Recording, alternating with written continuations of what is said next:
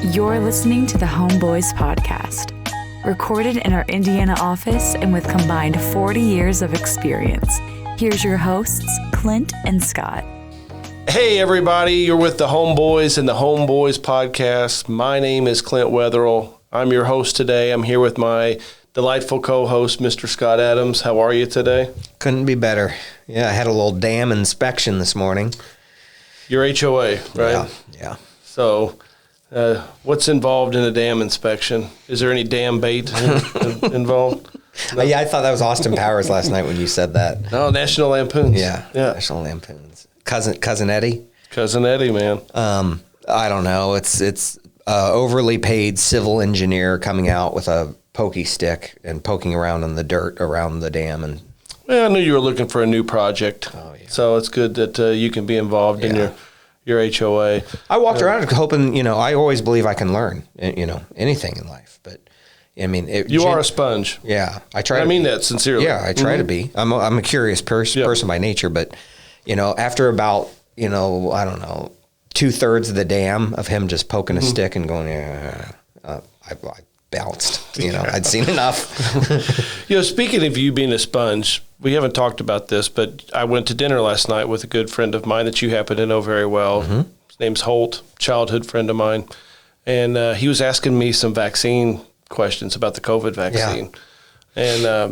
And, I told him, that I've been vaccinated, but I've talked to a lot of people that are anti-vaccine. Sure. And he's like, well, what did it for you? And I was like, I pretty much just listened to whatever Scott said because I know he reads up a lot about, everything in general, mm-hmm. and is a sponge. Mm-hmm. And so I don't know if you knew that, but literally like any questions that I had about the vaccine were kind of answered just because I just took your word for it. Well, so I'm honored, but yeah, I'm weird. I don't like watching news to get information. I'm a data geek, and so I go to sources. I go to Johns Hopkins website and mm-hmm. read the New England Journal of Medicine and other weird stuff. So, but you do read a lot of stuff. So I mean that very fondly. I think that's a good thing. Yeah. And it actually brings that into our business a lot too because you're pretty up to date on some of the news. And, right. Some of that. And, I don't watch news. Right. It's Cinderella, Mickey Mouse Clubhouse, Toy Story, at my house. Which I would never get that vaccine. So I hope you don't grow a third arm because I don't know if I told you this, but I'm going to die. I'm going to die. It's all good. Yeah. We all know where we're going, right? We do. We do. But anyhow, before we get into the podcast, the meat and potatoes of the podcast, please hit subscribe.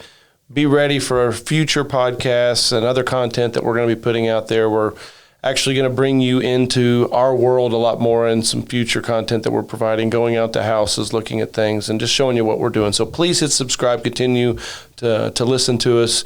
We love hearing from you as well. So please feel free to hit us with a comment or email us, whatever. But today, we're going to try to break it down kind of like the entry level. Mm-hmm. So we are going to talk about picking a house, finding what makes a house the right one to invest in. We're not going to be talking about anything commercial. We're not going to be really talking about multifamily. Let's just keep it to picking a house. Sure. And I think that you are kind of the acquisitions expert in our office. I think that you bring a lot of that. So I'm just gonna turn it over, to you a little bit. But say you're analyzing properties, you're going through the MLS, whatever it is that you're doing to find houses. Where do you start? Yeah, we've talked about kind of the most important things, and, we hold them true no matter what, whether you're us out there buying foreclosures and fixing them up and providing them to clients, or whether you're the client purchasing a finished product that you're able to just hit the ground running with a rental. Some of the things hold true with no matter what it is, which is location. You got to start there, right? That's where you start. Yep. We've talked about it at length, how important that is. People get sick of hearing it, Yeah. First rule of real estate. So location, true. Location. But it is what it is. I know. You got areas that you just don't go to, and you being in this for 23 years, I believe. I'm I started at age 2, and I'm 25 now. So you got an early start. Yeah, got an early start. That's good. But is it hot in here? But we've watched people here locally. 5 different cycles of people trying to make turd properties in bad areas work, right? And it doesn't work, right? With one exception, Fountain Square, Indiana, and right off of downtown. In my early career was absolute garbage. And somehow that turned around, but that's a rarity that a whole I didn't see that around. one coming. I'll be the first to say that. I missed it. People were buying down there, and I said, "Man, they're crazy. There's crack deals going on next door." Right. But I mean, heck, I was just down there just a little while back. I had some friends in town, and that's where they wanted to go. Right. I've got some friends that don't have kids, and so they're into the cool hip stuff. Sure. So they're right. Fountain Square, it's duck pin bowling and video arcades that they have down there, right. in bars and stuff. It's really cool. But really the sidewalks and everything down there. But you're right. That is kind of the exception. Right. Not the rule. But going back to location, kind of pinpoint, and we can keep it Indianapolis specific if you want, or however you want to do it. But where do you start with location? What are you looking for? Well, we like to, there's a few ways you can slice this up, and it all comes down to the same thing. And one of the ways to describe it would be, would you send your mom over to that house after dark? Would you feel comfortable if your mom pulled up in the car, parked in the street, and walked up to your front door if you were living there? There's a test for us that we, if I just passed on a your mom joke, by the way. I'm just not even go there. I'm disappointed at you. I'm disappointed. It is open season in our office for your mom jokes, yeah. but no, go all ahead. right. But no, I think you're right. I think Yeah. it just speaks to safety, and and even you break it down to our staff. We have some female leasing agents, and even really with the guys, I think we're a little bit more protective of women in general, because I feel that chivalry is not dead, and you feel the same way. I do. But we don't want our staff going to these same type of areas either. I don't want to go to them. No, I don't want to deal with that. In my early career, that's all I focused on was this, bad stuff. And we've talked about, our early careers at length and the mistakes we've made. And it was a big mistake in all those areas. It just doesn't work. I would rather have the absolute worst property in the best area than the best property in the worst area 10 times out of 10. Early on in your career, did you have a trench coat on with double shotguns underneath? Yeah. I carried a police badge. I told you that. You did tell me that. I used to wear a police badge to go in to my own houses, and I would yell the same thing. You know what I would yell, right? You remember? So I would yell, health department, because it seemed kind of non-threatening, but you're still official enough where maybe they won't murder you right away, versus landlord, boom. So. Oh yeah. You don't want that. No. It's I've had to have the police accompany me through quite a few homes over the years. Right. You and I aren't in the homes as much, here lately, but I'm going back, 15 years or so. But it seemed like every time I think they were trained to shout police, and then they would always say, "Make yourself known, police. Make yourself known." That's and we'd wild. walk through there, and the reality is, a lot of times when you have squatters, they're nonviolent. They're nonviolent people. They're either drug addicts or just looking for a roof over their head. Yeah. At the same time, they could feel cornered in there, and a lot of these folks are in really bad situations who would end up, just imagine yourself what it would take for you to reach that point where you're literally, sheltering yourself in some random place. There's a lot of genuinely tough situations that cause that, and you just don't want them to feel cornered and to escalate and cause something. But that's something that we don't have to worry about, and you shouldn't either, because you should not invest in the properties that are in those kind of areas that these kinds of things are common. Now, it doesn't mean that it couldn't happen anywhere. No matter where you invest, anything's possible. I mean, we've been around real estate long enough where I feel like we've seen it all, and it all can happen in any level of property. However, it's It's much less likely if you focus on locations where you would want to live, where you would feel comfortable with your mom going after dark. That's just the simplest way to explain it. So let me play devil's advocate a little bit, and that will segue into kind of like our next, parameter for assessing a house. But what if I said, Dr. Adams, but the area that you say is a bad area, I can get a lot higher return. I'm running my numbers and the rent numbers that I see versus my purchase price and my rehab costs. My cap rate is so much higher in this area than where you're telling me, I should be investing. What's your response to that? I will give you $1 million if you can prove that true with actual cash in your checking account. I understand on a piece of paper it will show that, but in reality it will never be that. It simply will not. And I smile because that is something we deal with literally every week for a decade. People saying this, and I'm very I'm very vocal about it, even to our customers. I think they appreciate it. I talk about that Tommy Boy clip. Where if you want me to take a dump in a box and market guarantee, I will. But in the meantime, if you want to buy a quality product, come see us. Right. It's just it doesn't work. You're gonna be looking for a tenant, and your pool of quality tenants just shrinks to almost nothing, depending on the area.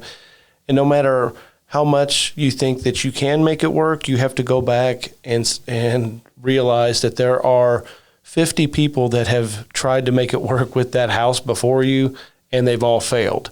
So some very intelligent, hardworking, people who I respected early in my career believed they could make this work, and I watched them all fail at it. Mm-hmm. I'm very lucky to have been exposed to some of the folks that I was exposed to early in my career because they're highly intelligent, hardworking, and they got seduced by those pieces of paper, and they themselves did it, and I did too. But it does not work. I've seen a bunch of TikTok videos where people are making it work these days. Yeah. I think they live in their parents' basements, but yet they've made it work. It drives me nuts to see some of this stuff that people put out there. Yeah, they pull up in their Mercedes and they do a flashy video about, they bought this house for $15,000. They put this in it. It's worth this. Good luck over a long term making that property perform. It sucks. It sucks for us that the way to get wealthy in real estate is so boring, because it's not as flashy and attractive to a lot of folks. But the true way to build wealth is really boring, sadly. It's about buying boring houses in good areas and just letting them rent and pay for themselves over time and pay themselves off. It's not sexy. There's going to be other stuff over here. Flash, flash, flash. Come by me. Look at these returns. It's too bad that we can't somehow make the same flash. Should we do like a fireworks show behind all our houses and Absolutely. shoot videos of them and say, buy here? Rent Lambos. Yeah, rent and Ferraris. Free Lambo. Yeah. Yeah. I've seen this. We say that we know of a person that used to advertise a free Lamborghini, and it's just all this. All this ridiculous It's the stuff. guru stuff that we always talk about. Yeah. So after location, it's about buying. We think not just quality house, but also simple. You're not looking for the biggest custom house with a lot of stuff. You want to keep it as simple as possible. And why don't you explain to folks why we want these houses as simple as possible? Well, there's several reasons. First, there's a level of diminishing returns that I think is important to talk about, because you have a $100,000 house that brings in this rent, then you have a $125,000 house that brings in this rent, $150,000, and then once you get up to, like, say, $200,000, then the value goes up and the rent doesn't keep up with it. That's the level of diminishing returns. So there's a ceiling. There's a ceiling, and here there'd be varying opinions on it. I used to say, it was just over 200. I think that's went up a little bit now. I think you're probably pushing 250 to 300 probably is kind of that ceiling. Yeah. And I'm not saying that there's not rentals that work at 400,000 and 500. There are, but I mean, in general, that level. And tell me what you think, because I mean, it has changed. I completely agree. We generally don't go above, $200,000 in the houses that we invest in. But, I think that, somewhere around the 275 is like where that level really gets out of whack. So keeping it simple avoids that level of diminishing returns, and we'll always, avoid that. But then also, from an ongoing maintenance, standpoint, I mean, let's face it, a 1,500 square foot, ranch home has a lot less maintenance than a 7,200 square foot, 2-story home with a full basement. It's just, I mean, that's just common sense. So, you could get ate up in maintenance, or, also keeping it simple. Let's say like the house I used to live in downtown, I lived in a historic home. It was a, pretty large historic home. And very large. How many square feet? It was about 6,000 square feet. Right. But, you have to adhere to the historical standards, and you couldn't replace the wood outside. And, dude, you were fighting the outside nonstop. So, like, I mean, you constantly are incurring maintenance outside nonstop. If you want it to look nice, you're maintaining the outside at all times. Something. Right. There's a project going on, So that wouldn't fall into keeping it, keeping it simple. Why? Because you're too lazy to do the work, or the cost, or what? I mean, it could be all of the above. Right. But the reality is, man, I was out there all the time. Yeah. But as a rental. But I lived in it too. It's expensive to redo flaking woodwork. It's expensive to rework, window trim that was done in the early 1900s, and you have to keep it there because it's historic. That historic adds a whole nother level to it. Mm-hmm. But keeping it simple, where you don't have like those historical standards, where you don't have like a crazy HOA. Some HOAs work. I mean, it's good to have that, but there are certain areas where it's considerably different. All of those reasons, are part of keeping it simple. Right. Am I leaving anything out? No. Those are all good points. Mm-hmm. At the bottom line is deferred maintenance eats away at your returns. And you want to provide a really quality home to your tenant to keep them happy. And if, you ever have to, do a tenant turn for your next tenant turn, you want it to be attractive. You want to provide good housing, for good quality tenants. And if you've got a house that requires a ton of deferred maintenance and is real complicated, then it squashes your numbers. So, and just to repeat, because I think you made some great points in there, if a $150,000 house gets you $1,500 rents, and a $200,000 house gets you $2,000 in rents, well, then when you start going up from there, say $250,000 still only gets you that closer to that $2,000. It just falls off there. So there's a sweet spot within there. And that sweet spot is in our market and in most of the Midwest markets, it's below $250,000. There's also a bottom that you have to avoid because they're in bad areas. Good point. And they may look good on paper, but so you've got this small window to focus on. For us, it's, say right now with the prices going up, I'd say it's between 100 and 250,000. If you would have asked me that 3 years ago, I probably said 75. You could go down to 75 and get lucky in some real specific areas. But so you've got a window to focus on. And then the next thing, for folks who don't know how to calculate cap rates or they're just brand new to this, there's some real easy rule of thumbs just to quickly assess whether that might be a good property to have as a rental. And I think one of the best ones and the simplest is what the 1% rule. Mm-hmm. Do you want to describe what that is? Yeah, it's becoming a little bit more difficult with the 1% rule. Almost unachievable, but it's a good rule to understand. But it's a great starting point. Right. And, basically, it's saying a house that's worth $100,000 rents out for $1,000. A house that you can buy for $120,000, rents for $1,200. and that's something, 8 years ago was pretty consistent. I mean, it was amazing, how we kind of, worked within that. What would you say? 7 to 12 years ago, we kind of operated within that. Sure. Now that's kind of shrunk because, real estate is super hot, but it's a great place to start as a benchmark. But now it's more like, let's say a house that you're paying $120 for, rents out for $1,125. Right. I just worked up a few. I just worked up 6 properties, and let's see, I had two at $150,000 each, and both of them rented for $1,375. Now they could actually bring a little more rent, but we're very conservative in what we project. But anyway, right. so yeah. But I mean, if you start with that benchmark in mind, and if you had a house that you were paying $120,000 for, and it was renting out for $700, it's not really a good return. Right. It's hard to buy a $120,000 house that rents for $1,200 these days because of how hot. And really, a better case scenario for us is, say it's hard to buy a $150,000 home that rents for $1,500, because we saw a lot of $150,000 homes. You're looking at a $150,000 home renting for $1,350. I think that's a pretty accurate depiction of what we're seeing in Indianapolis now. We have a huge concentration of clients in the Bay Area. Does not apply to you guys.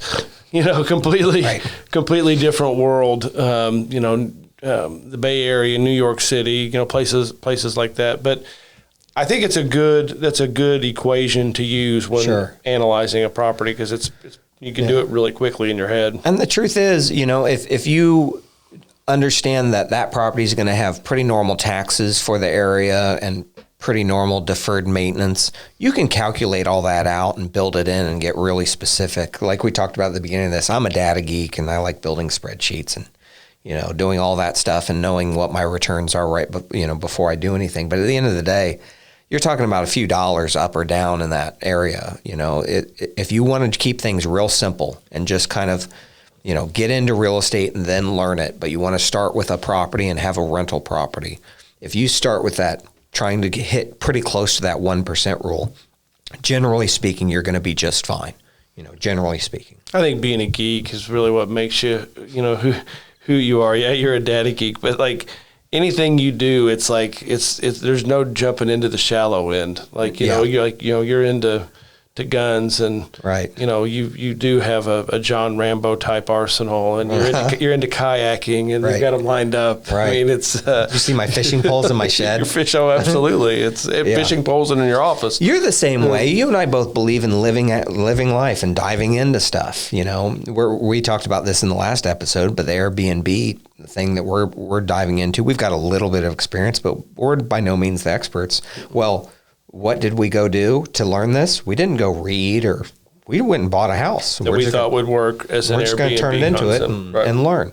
Right. And so that's a trait that you and I both have that I think has served our business pretty well. Oh, absolutely. And I'm glad you brought that up, because we spent about an hour walking through yesterday. It was so much fun because we had intern in our office and a guy that is a good friend of his. They're both interested in real estate, and they walked it with us and some other guys that we work with. And man, their face was lighting up, and they were excited about it. And it's like, man, it's kind of cool, because like we take for granted we time in the market, we've lost some of that excitement. It was kind of good to see it. But anyhow, our biggest challenge at least for me, the biggest challenge yesterday while out at that house was functionality. Mm-hmm. It's a house that was built in the 1950s, just had 1.5 bathrooms. The layout was kind of weird. There was like no closets. Mm-hmm. The HVAC equipment was in a weird space, but if you were to move it, then you'd have a little bit more room to make it a 2-bath place. So functionality, I think, is also a big key when trying to pick out the right, investment property. If you've got a house that is just a 1-bath house, we really, really suggest at least having 2 toilets in a house. And if a half bath or full bath can't be added, that's something to think about. But well, explain to them why. Explain to them why the 2 toilet thing. Well, I mean, if you have, legally, if you only have one toilet and it is not working in the house, no matter what time of day it is, as a landlord, you're required to get somebody out there, ASAP. It's a good tip. Just, if you have two toilets, it waits till the next day, from a maintenance standpoint. Costs a lot less to fix. Costs a lot less to fix. It's really important to have two toilets. And, from a marketability standpoint for a good quality tenant, a lot of times your higher end tenants, they want more than one toilet. Right. So functionality is another big piece. And man, we were scratching our heads over there for a little while yesterday. But I think we got it figured out. Yeah, it's fun to not know what we're almost a production builder in our daily realty wealth side of the business, which is we put out turnkey properties and we put out volume 10 a month to clients, and they're flying off the assembly line. We know what product, we know what materials we use, we know what we're doing. It's it's a real simple thing. When we're doing something new, a little outside of the box, it's fun to learn this stuff too. It's a blast. It's exciting. I was at home last night talking to my wife, about it. And she, she's a curious person, a lot like you. She asked a lot of questions about it. She's like, it is cool. It's something, unique for us, to look at. So picking out a house, can be a lot of fun. Right. So we've kind of touched on, location. It's always going to be the most important thing. Keeping it simple. When you're talking about long-term investment strategies, you want it to be as simple as possible. It really keeps the deferred maintenance down. Mm-hmm. And we've talked about, what kind of returns to kind of look for. We talked, about the functionality. We've hit on a lot of, the really key points, but I think it all comes down to then just getting out there and doing it. Yeah, that's the hardest step. It's the hardest step. It's just pulling that trigger, and practice makes perfect with it. So after you do one, and the second one becomes easier, the third one becomes easier, and before you know it, you've diversified your risk profile, because if one property is vacant, it's not the end of the world, because you've built a portfolio, and it's always that first one that's the hardest to do, and you're never going to find the perfect property to start with. You're just not. It's not possible. I have yet to find the perfect property, period. And if you want to get yourself started, I would encourage you to, it doesn't matter if it's just an average property within all of the ones you look at, but to make it happen. It's more important to me to get the property than to get it exactly perfect, because that's such a hurdle for folks. These seem like trinkets almost to me, because we do such high volume. But at the end of the day, if they fit within our profile of what we want to buy, I don't care about them. They don't, none of those details matter. Certain people want, I want it to be in schools is the most important part. Other people will say, well, no, I want it to be in a certain jobs market. Well, all of those things are up and down in different areas. But, once you've identified kind of your profile of what you're comfortable with, I just wouldn't spend so much time analyzing, properties. I would pull the trigger is my advice. And that might seem counterintuitive, but at the end of the day, getting into this is the hardest hurdle. I keep saying that because it's so true. So many people, this is very achievable. People don't pick up the phone and call their lender and say, hey, I've always wanted to own rental properties. Can I even afford to do that? Can I get a loan on one and do it? And so pulling that trigger is the hardest part. So, look at real estate that's out there. Look at groups like us across the nation. If you have a lender that you've worked with, great. They're usually not the best at investment real estate. Reach out to us if you need to know lenders info who are specialists in kind of the investment world. We're happy to provide you people from across the nation who are real good at this. But I would encourage you to go talk with them, get your ducks in a row, start looking at real estate, actually truly looking at properties that are available. And then once you find one that fits within that profile, don't wait for the perfect property. Make it happen, and it will snowball. And before you know it, you will have built wealth. Time is the most important aspect of investing. It's not the amount of money you have, it's the amount of time. Clint's buying properties for his kids. He tries to do one a year for each kid into a portfolio. Well, those properties are going to be paid off by the time the kids are 18 because the tenants are going to pay off that mortgage. And before you know it, he's going to have this portfolio of paid off properties for his kids. And we've just seen it work so well if someone comes up with a plan, doesn't need to find the perfect property, but finds properties within their risk profile that they like, and they just execute. Not trying to get rich overnight, sound investing over the long term. And, what I tell everybody, because, you go back, I've been in the business for 18 years, but, it's amazing what 10 years of sound real estate investing will do. 15 years of sound real estate investing.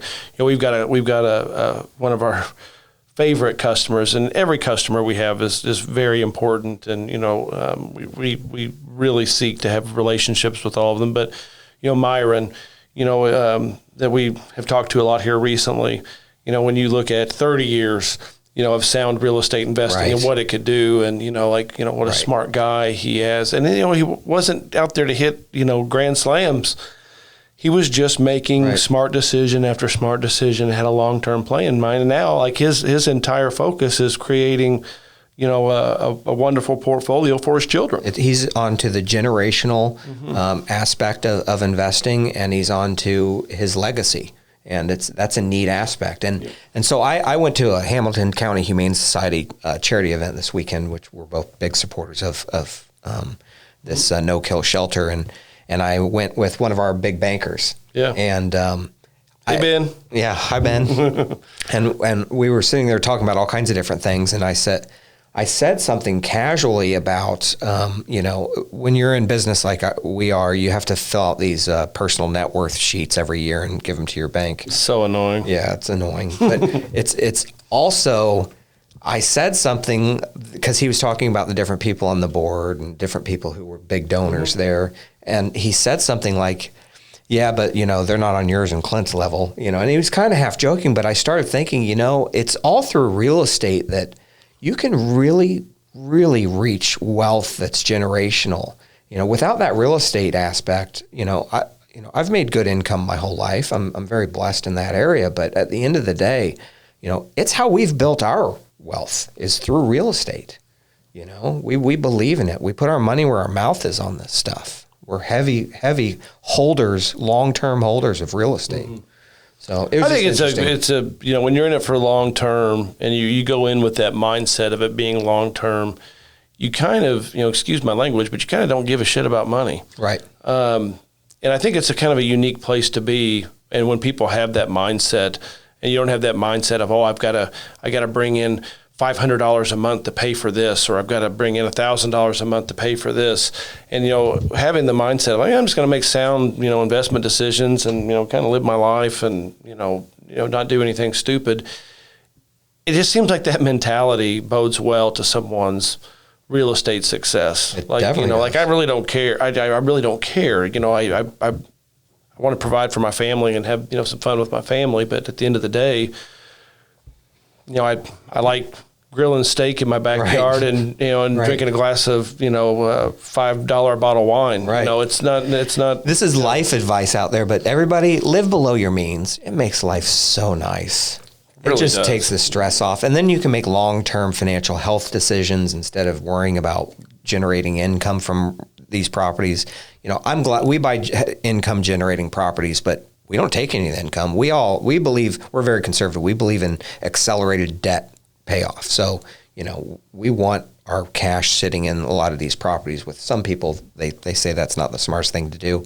I don't care what they say. I'm not looking to drive a Lamborghini. I'm looking to build some wealth, pass it on, and relax. We listened to something not too long ago, like the technique of refi till you die. Right. And that's like suck all the equity out of your properties.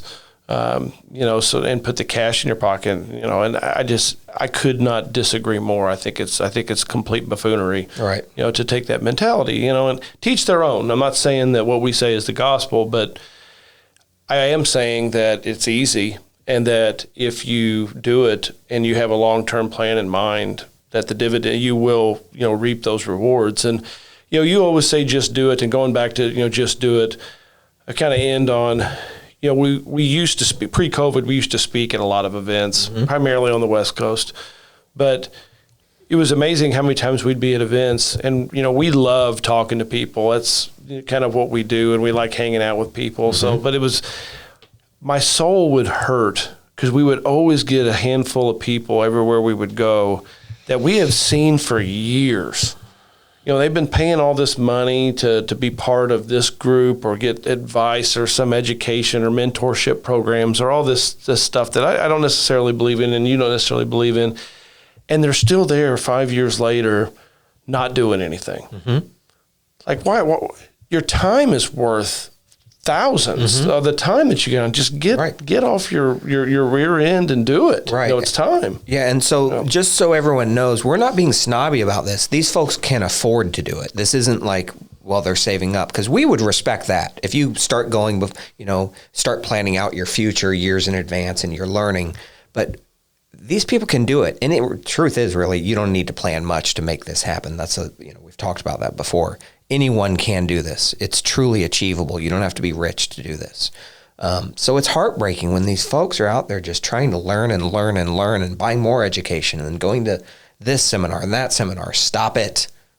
Go buy real estate. Right. Cut it out. Right. Knock it off. You know enough. You don't need to know a whole lot to make this happen, especially if you work with groups like ours, because you just outsource it.